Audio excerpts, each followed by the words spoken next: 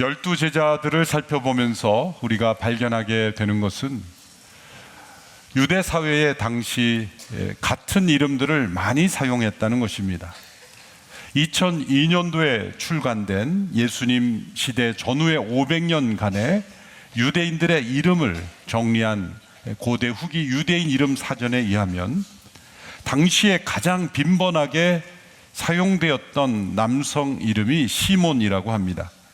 그 다음이 요셉, 엘르아살, 유다, 요하난, 여호수아 등의 이름이 가장 많이 중복되게 사용되었습니다. 유대 남성 중 18.2%가 시몬 혹은 요셉이라는 이름을 가졌다는 것입니다. 또한 여성 이름 중 가장 많이 사용된 이름은 마리아와 살로메입니다. 여성 중 38.9%가 마리아와 살로메 중 하나가 자기 이름이었습니다. 그래서 예수님의 제자 공동체 가운데 있었던 여성 제자들 가운데도 마리아가 많았습니다. 예수님의 어머니 마리아, 막달라 마리아, 또한 글로바의 아내 마리아, 여러 마리아들이 있었던 것은 당시 유대 사회에 마리아들이라는 이름을 가진 사람들이 많았다는 겁니다. 그러므로 길을 가다가 마리아야 그러면은 수많은 사람들이 얼굴을 쳐다보니까 구분할 수 있도록 지역 이름이나 또 누구의 아내 이렇게 구별을 할 수밖에 없었던 것이죠. 왜 이런 이름들이 당시에 가장 많이 사람들에게 사용되었을까? 라는 의문을 던질 수밖에 없습니다. 이러한 중요한 현상에 대하여 유명한 신약학자 리처드 보컴이라는 분의 분석은 가장 빈번히 사용되는 이름들이 공통적으로 유대 역사에서 하스몬 가문의 이름이었다는 겁니다. 남자들 9명 중 6명에 사용하는 이름이 바로 하스몬 가문의 남성들의 이름이라는 겁니다. 구체적으로 말하자면 당시에 마따디아라고 하는 제사장과 그의 5 아들 요한, 시몬, 유다, 엘르아살, 요나단 등의 이름과 일치하는 것입니다.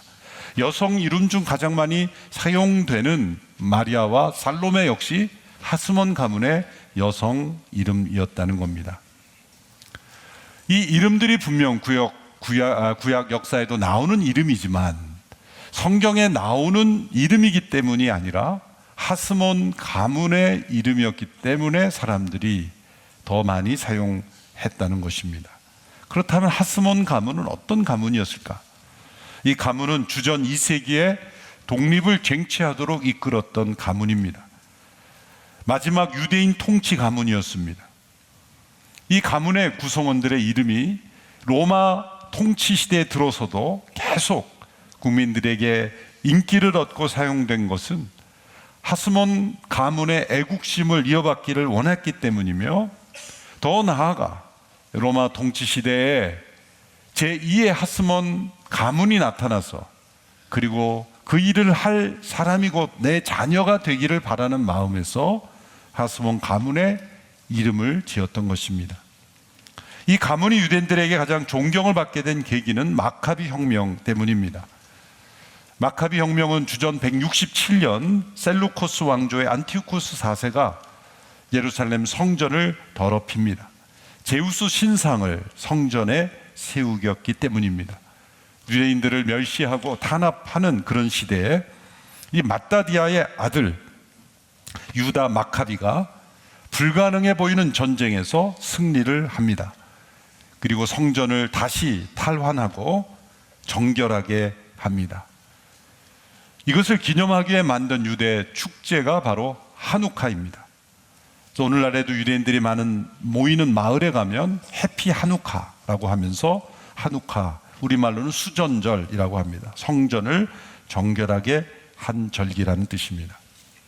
그 후 약 100년 동안 주전 140년에서 주 37년까지 유대인들은 이 하스몬 가문을 통해 다윗 왕조 이후에 처음으로 실질적인 자치 독립을 이루게 됩니다. 그래서 유대인들 사이에는 이 하스몬 가문에 대한 존경, 애국심, 그리고 로마로부터도 독립하기를 원하는 그런 열망이 일어났던 것입니다. 가장 많이 사용되었던 시몬이라는 이름도 하스몬 가문의 2대 통치자인 시몬 타시의 이름에서 나온 것입니다. 12제자 중에도 시몬이라는 이름을 가진 사람이 2사람이 있었습니다. 한 사람은 베드로라 일컬어진 시몬이고, 또 한 사람은 오늘 본문에 살펴볼 열심당원 시몬입니다. 제자 명단을 기록하고 있는 그 명단에 열심당원이라고 부르는 시몬 이렇게 되어 있습니다. 누가복음에는 이것을 열심당원이라고 했죠. 우리말 성경에서는 마태복음, 마가복음 정확하게 열심당원으로 번역을 했습니다만, 예전 오래된 한글 번역이나 또 혹은 흠정역이라고 하는 영문 성경에서도 이 시몬을 설명하는 단어를 가나안인 이렇게 번역을 잘못한 때도 있었습니다. 그것은 히브리어로 이 카나나 혹은 칸나라고 하는 뜻이 열정이라는 의미를 가진 단어인데, 이 카나나를 가나안으로 잘못 번역을 해서 한때 여러 나라 성경에 이 시몬을 가나안인 출신의 시몬으로 그렇게 오해하기도 했습니다. 헬라어에서는 이 열정이라는 단어가 젤로스입니다. 젤로스. 영어에서 이제 젤러스도 여기서 나왔죠. 젤로스라는 단어가 젤럿이라는 단어가 되어서 영어 성경에는 젤롯, 시몬 이렇게 사이몬 되어 있습니다. 역사책에서 보면 셀로신 혹은 젤로딘이라고 그렇게 영어를 한글 번역으로 번역도 하기도 하고, 혹은 의미상으로 열심당원 이렇게 이름을 붙이기도 합니다. 우리 한글 성경에서는 열심당원이라고 번역을 한 겁니다. 이 열심당원이라는 단어의 기원은 이 하스몬 가문의 맏다디아가 아들들에게 유언을 남길 때, 내 아들은 율법에 열심을 내고 조상들의 언약에 생명을 바쳐야 된다라고 유언한 것에 기원한다고 합니다. 열심당원의 시작은 주전 6년 가말라 출신의 유다가 인구조사, 로마 인구조사에 저항하면서 시작이 됐습니다. 하나님 한 분 외에는 그 누구도 유대인들을 다스릴 수 없다는 그런 신앙과 애국심이 사람들에게 지지받기 시작했던 것입니다. 그 열심당의 절정은 유대 로마 전쟁에서 마사다 요새 전투에서 비극적으로 절정에 달합니다. 주후 70년 로마군이 예루살렘을 정복하고 예루살렘 성전을 완전히 불태워 버렸을 때, 남아있던 소수의 유대인들은 유다 광야로 도망가서 해발 400m에 있는 마사다 요새에 도피하게 됩니다. 그곳에서 967명의 유대인들이 3년을 저항하며 버팁니다. 성지순례 가보면 꼭 가봐야 할 곳인데, 그 주변을 로마 군인들이 다 포위했음에도 불구하고 3년을 외부 지원 없이 버텼다는 것이 놀라운 기적과 같은 일입니다. 로마는 그 400m를 정복하기 위해서 토사를 쌓아 올립니다. 그래서 토사를 쌓아 올려서 3년 만에 그 성벽을 정복하는데, 로마 군인들이 그 성벽에 올라갔을 때는 960명의 사람들이 모두 자결한 이후였습니다. 2명의 생존자 아이들을 제외한 960명이 자결했습니다. 7명을 빼놓고. 이 사건이 유대 역사에서 매우 정신적인 기초가 되는 사건이 되었죠. 로마의 노예가 되기보다는 자유인으로 죽는 것을 선택한 사건입니다. 타협 없는 신념, 목숨을 건 저항, 민족 정신에 대한 열정으로 대표되는 사건입니다. 그러한 정신적인 전통이 이어져서 이제 예수님 당시에는 열심당원이라고 일컫는 이들이 스스로를 하나님의 칼로 여기고, 과거 맏다디아가 그 아들과 함께 저항하여 성전을 정결케 했던 그러한 역사를 자신들이 이루기를 원하여서 스스로 하나님의 칼로 여기면서 무력으로 저항하였던 것입니다. 그래서 유대인들 사이에서 그들은 때로 한편으로는 존경심을 받기도 하지만 한편으로는 두렵과 공포의 대상이기도 했습니다. 그들은 로마의 세금을 갖다 바치는 것은 가이사를 숭배하는 우상 숭배라고 간주했고, 그 열심당원의 핵심 분파는 시카리라고 불렸는데, 그 시카라는 것은 이 중동에서 자주 사용됐던 곡선형 단검입니다. AI를 의지하여 그린 그림을 보면 이런 그림이 나옵니다. 또 다른 그림을 보면 이 사람들이 이 단검을 항상 가슴에 품고 다니면서 때로는 로마 관리, 때로는 세리와 같은 반역자들을 처단하여 로마로부터 유대 민족을 정결케 한다라는 이념적 이상을 가지고 활동했던 사람들입니다. 바로 이러한 열심당원 중에 한 사람이었던 시몬을 예수님께서 제자로 부르신 것입니다. 그러나 이 시몬만은 아닙니다. 시몬만이 열심당원 출신은 아니고, 다른 성경사에 보면 다음 주에 살펴볼 다데오도 열심당원 유다라는 이름으로 나타납니다. 또 가룟 유다가 예수님을 배반한 것도 단지 돈에 대한 탐심만이 아니라 로마의 압제로부터 벗어나게 해줄 것이라고 믿었던 예수님께서 그러한 일에는 관심 없는 것처럼 보이자 거기에 대한 낙심, 배신감, 허탈감, 그런 것으로 인한 것이 마음에 깔려 있을 때 돈에 대한 탐욕이 더해져서 예수님을 배신한 것이라고 봅니다. 그리고 지난번에 살펴본 알페오의 아들 야고보, 작은 야고보도 또한 이 열심당원과 같은 이념적 영향의 울타리 안에 있었던 사람으로 윌리엄 마클레이라는 성경학자는 파악을 합니다. 그러니까 제일 앞부분에 나오는 예수님의 12제자의 4명, 베드로, 안드레, 야고보, 요한은 어부 출신이라는 공통점을 가지고 있었습니다. 이 4사람이 형제였을 뿐만 아니라 어부 출신이라는 어떤 직업적인 성향적인 공통점을 모아놨다고 볼 수가 있고, 두 번째인 빌립과 바돌로메, 나다나엘이라고도 불리는 바돌로메라고 불리는 나다나엘 같은 이름이죠. 그 다음에 마태, 도마, 이 사람들의 공통점은, 이 빌립과 바돌로메, 나다나엘은 무엇입니까? 바리새파의 영향을 받은 사람들. 그래서 율법과 선지자의 약속한 그 메시아를 우리가 만났다라고 서로 대화한 내용을 보면, 무화과 나무 아래에 있을 때 내가 너를 보았다라고 하신 말씀을 근거로 이들은 바리새파 영향을 받았던 사람이 빌립과 바돌로메, 그리고 마태는 세리 출신, 도마는 진지하게 탐구하는 이성적 회의주의자, 이렇게 다양한 사람들을 묶었고, 마지막에 4사람은 열심당원이라고 일컫는 그러한 영향을 받은 이념적 서클 안에 있었던 사람들이었다라고 구분을 하는 것입니다. 이러한 열심당원 시몬이 이제 자신의 칼을 버리고 하나님의 나라의 복음의 군사가 된 것입니다. 이런 열심당원 시몬이 예수님을 따르게 되었을 때 어떠한 변화가 그에게 일어났을까? 첫째로 그는 이념을 뛰어넘는 복음의 능력을 분명 체험했을 것입니다. 당시 열심당원들의 눈에 예수님이 다른 사람들보다 더 이끌렸던 이유는 무엇이었을까요?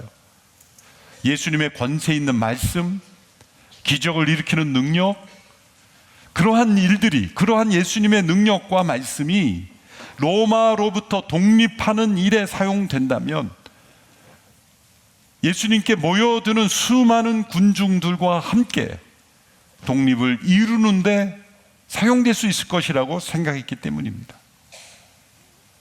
실제로 예수님께서 만일 그 기적을 일으키신 능력과 예수님의 말씀으로 우리가 해야 할 일은 로마로부터의 독립이다 라고 외쳤더라면 수많은 군중들은 따랐을 것입니다. 그리고 예수님은 가장 영향력 있는, 하스몬가가 이루었던 것보다 훨씬 더 강력한 유대 독립을 이루는 지도자로 역사에 기록되었을 겁니다. 그런데 예수님께서 그들이 원하는 일을 추구하지 않으셨다는 것에 이들의 고민이 있었습니다. 그들은 로마의 시저와 싸우기를 원했지만 예수님은 그 시저와 싸우지 않으셨고, 열심당원들이 추구하는 독립운동에도 참여하지 않으셨고, 더군다나 칼을 사용하는 무력행위는 금하셨을 뿐만 아니라 책망하셨습니다. 가이사에게, 시저에게 세금을 바치는 것은 우상 숭배라고 여겼지만 예수님은 세금 문제에 대해서 가이사의 것은 가이사에게, 하나님의 것은 하나님에게라는 답변으로 정리하셨습니다. 그래서 그들이 예수님을 처음 따를 때 기대했던 그들의 이념이 추구하는 이상과는 예수님은 너무나 다른 모습이었기에 그들은 실망했을 것입니다. 예수님은 내 나라는 이 세상에 속한 것이 아니라고 말씀하셨습니다.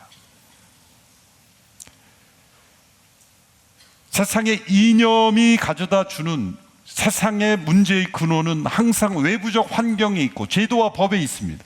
그러나 예수 그리스도께서 우리에게 보여주신 하나님 나라의 복음은 하나님과의 단절, 영원한 생명의 근원이신 하나님과의 단절된 죄의 문제라고 말씀하셨습니다.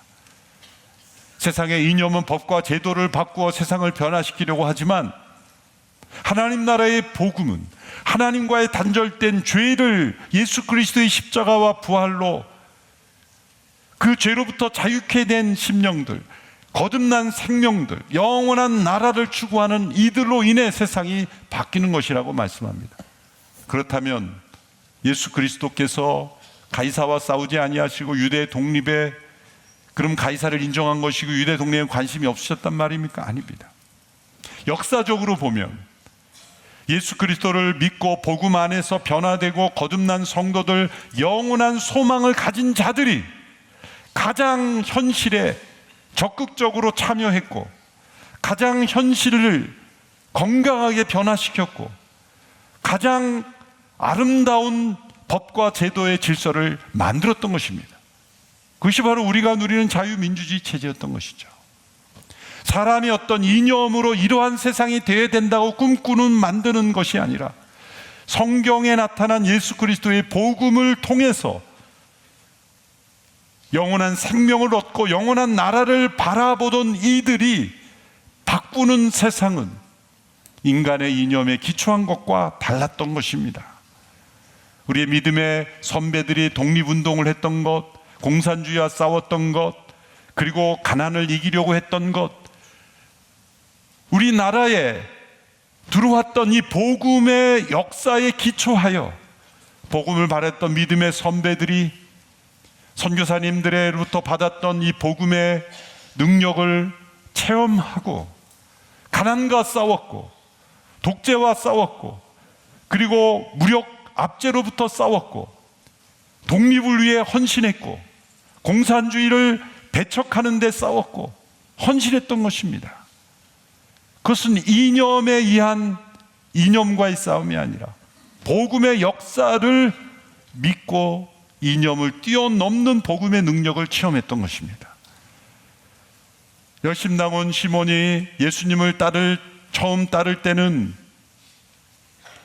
자신들이 꿈꾸었던 그러한 독립이 전부였고 그리고 가이사와 싸우는 것이 전부였지만 예수 그리스도께서는 그것과 무관심한 것처럼 보였지만 복음의 능력은 그것을 뛰어넘는 역사로 결국 로마 제국은 무너졌고 더 근본적인 변화가 역사 속에 일어난 것이죠. 이념은 겉모양을 고칠 뿐이지만 복음은 사람의 본성을 재창조하는 역사가 있기 때문입니다. 둘째로 극단을 뛰어넘는 화해를 경험했습니다. 예수님의 12제자 중에는 이런 열심당원 시몬이 증오하고 제거 대상으로 여겼던 세리 출신 마태도 있었습니다.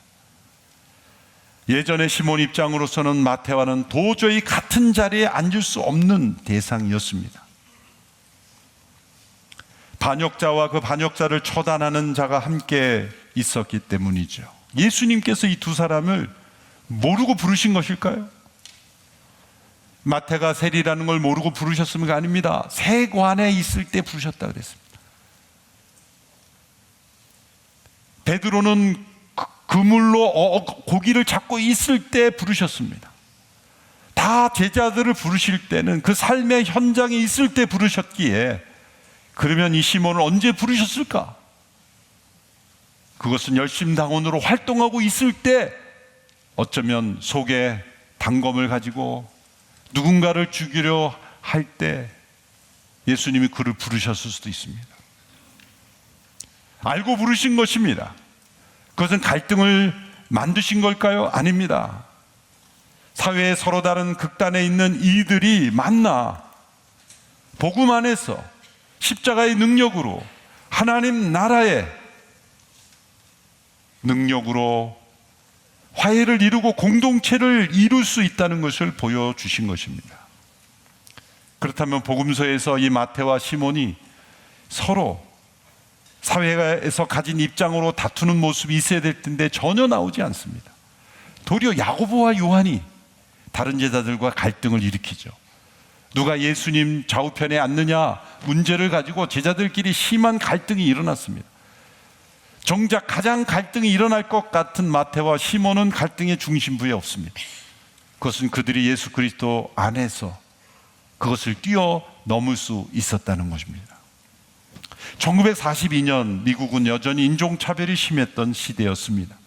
특별히 과거에 흑인 노예들을 많이 농장에서 사용했던 조지아주 같은 곳이었습니다. 그 지역에서 클래런스 조던이라는 목사님이 코이노니아 농장이라는 걸 만들었습니다. 이 농장의 이상과 비전은 백인과 흑인과 백인들이 함께 동등한 인간으로 공동체를 이루며 살아가는 것입니다. 특별히 많은 가난한 흑인들이 살아갈 수 있도록 배려하는 것입니다. 당시에 많은 백인 우월주의 단체들, 또 지역사회의 편견과 보복 속에서도 그들이 함께 공동체를 이룰 수 있도록 애쓰는 것이 목표였습니다. 밀라드 풀러라는 백만장자가 함께 참여하면서 이 가난한 흑인들을 위한 집을 지어주는 운동을 시작을 했는데, 이것이 후에 오늘날까지 있는 헤비타트 운동의 모체가 됩니다. 바로 이렇게 그저 사회의 제도와 문화 속에서는 도저히 하나 될 수 없는 것 같은 그러한 일들이 하나님 나라의 복음 안에서는 이루어지는 것입니다. 유명한 조덕삼 장로님의 이야기를 알지 않습니까? 자신의 그 집에 있는 마부로 일하는 종이 그 교회의 장로가 되었어요. 먼저 많은 사람들이 그 주인 되시는 분이 계신데 그 신분제를 뛰어넘는 일이 일어났을 때 놀랐지만 그분은 기쁨으로 축복하며 받아들였어요. 그리고 그 종을 신학 공부를 시켜서 그 교회의 담임 목사로 청빙했습니다. 그것이 복음이 가져다주는 사회의 변화였어요. 우리나라가 신분제를 철폐한 게 신분으로 차별하면은 처벌한다, 강력한 법을 만들어서 우리나라가 바뀐 게 아닙니다. 교회 안에서 복음을 깨닫고 하나님 나라의 평등한 그 가치를 깨닫는 우리 믿음의 선배들로부터 시민운동처럼 이런 신분 철폐 운동이 일어난 것입니다. 누군가 신분을 가지고 차별하면 엄벌에 처한다는 강력한 법이 있었기 때문에 고쳤을까요? 아닙니다. 오늘날 차별금지법이라는 이름으로 누군가를 차별했다고 하면 강력하게 벌한다고 그 사람들의 내면에 있는 차별의식이 사라질까요? 절대 그렇지 않습니다. 효과가 있을 것 같지만 차별이라는 것을 어떻게 수치화하고 정령할까요? 이렇게 자유를 누리며 열심히 살아가는 사회에서도 내가 은근히 느끼는 차별이 있게 마련인데, 세상의 사회의 도덕적 수준이 바뀌어야 되고 인격과 성품이 바뀌어야지 사라지는 차별을, 그렇다 그래서 장애인들에 대한 또 혹은 약자에 대한 차별까지 다 해도 된다는 뜻이 아니죠. 보호할 대상은 다 보호해야 되는 거죠. 그런데 인간의 성을 가지고 스스로 그 기준을 바꾸면서 나를 차별했다고 말하는 이 이 불합리한 법들을 제정하려는 것은 도저히 용납해서는 안 되는 것입니다.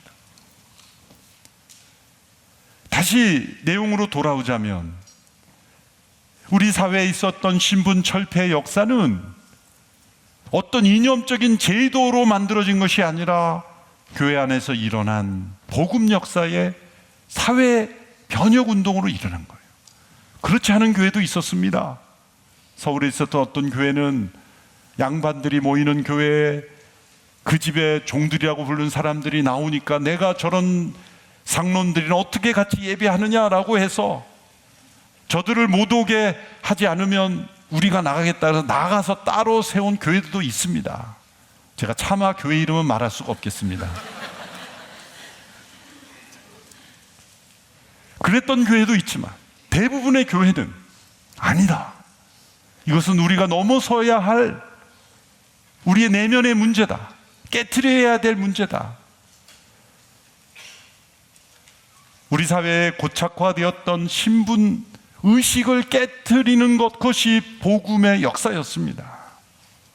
그러므로 이 극단을 뛰어넘는 화해의 역사가 다시 한국 사회에 이루어지기 위해서 복음의 능력의 역사가 다시 우리로부터 시작되어야 될 줄로 믿습니다. 셋째로 인간의 열정을 뛰어넘는 성화의 역사를 체험했을 것입니다. 열정 그 자체는 나쁜 것이 아닙니다. 방향이 잘못될 때 위험한 것입니다. 예수님께서 제자들을 부르셨을 때 그 제자들의 개성과 그 마음속에 끓어오르는 열정을 제거하지 않으셨습니다. 그것을 소멸시키지 않으셨습니다. 방향을 바꾸어 주신 것입니다. 올바른 지식이 없는 열정은 잘못된 도구를 사용해서 때로 사람을 해치고 하나님의 이름을 욕되게 합니다. 바울이 바로 그러한 예죠. 그는 하나님께 대한 열심으로 예수님을 믿는 이들을 핍박하는 것을 하나님께 대한 열심과 충성으로 생각하여 예수 믿는 자들을 핍박했던 것입니다. 예수님께서 왜 바울을 이방인의 사도로 부르셨을까요? 그의 헬라어 능력이 필요했었을까요? 그의 율법 실력이 필요했었을까요? 바울만큼 율법 지식이 많고 헬라어를 잘하는 사람이 없기 때문에 복음 증거에 필요하기 때문에 그를 부르셨을까요? 아닙니다. 바울을 부르시는 것은 그가 누구보다도 핍박에 열심인 사람이었기 때문이죠. 그를 부르셨어. 그의 열정을 복음 증거의 열정적인 사도로 사용하신 것입니다. 성 아구스티누스도 마찬가지입니다. 그는 방탕한 사람으로 있다가 회심했다고 했는데 단편적으로 그를 보아서는 안 됩니다. 그의 고백록을 보면 그가 방탕한 부분을 회개한 부분이 있지만 그보다 더 많은 부분은 진리를 추구하는 방황이었습니다. 그런 누구보다도 참된 진리가 무엇인가, 선과 악의 본질은 무엇인가, 이러한 부분에 엄청난 진리 추구의 열정으로 그는 지적인 방황을 한 것인데 그 지적 방황의 일환으로 생활이 방황하게 된 것이죠. 그가 살아계신 그리스도를 로마서 말씀으로 만났을 때 그는 초대교회의 가장 중요한 신학적 기초를 놓는 초대교회의 신학자로 쓰임을 받았습니다. 모두가 다 그 열정을 방향을 바꾸어 하나님 나라의 열정으로 사용하신 것입니다. 시몬은 하나님의 칼이 되려고 했지만 이제 성령의 검을 사용하는 통로가 되었습니다. 예전에는 칼이 무기였다면 이제는 기도가 무기가 되었습니다. 예전에는 사람을 죽이는 칼로 쓰임을 받았지만 이제는 사람을 살리는 성령의 검의 통로가 되었던 것입니다. 이제는 마사다 같은 곳에 자결하며 애국심을 표시하는 그러한 전사가 아니라 이제는 다락방에서 함께 성령 받고 복음을 증거하는 일을 위하여 자신을 드리게 되었습니다. 그래서 사도행전 1장의 명단을 왜 우리가 읽었습니까? 그 명단에 있는 열심당원 시몬, 그는 예수님 부활하신 이후에 모든 제자의 자리에 있었고 성령 받는 오순절에도 있었고 복음을 전하는 자리에 그 열정이 꺼지지 않는 열정으로 계속해서 그의 이름이 등장하기 때문입니다. 예수 그리스도를 만나면 세상의 그 어떤 이념에 사로잡힌 사람도 그 이념을 뛰어넘는 복음의 역사를 체험하게 되어 있습니다. 사회의 어떤 극단에 있는 사람일지라도 함께 만나 화해를 이룰 수 있게 됩니다. 그리고 인간의 열정을 뛰어넘는 거룩한 열정, 꺼지지 않는 하나님의 불에 사로잡히게 될 줄로 믿습니다. 저와 여러분에게 이러한 변화가 있게 되기를 바랍니다. 세상을 향한 우리의 모든 열정이 하나님의 나라의 도구로 쓰임받는 열정이 되기를 축원합니다. 기도하겠습니다. 살아계신 하나님, 열심당원 시몬을 부르셔서 주의 나라의 역사에 사용하시는 놀라운 역사를 이루심을 찬양합니다.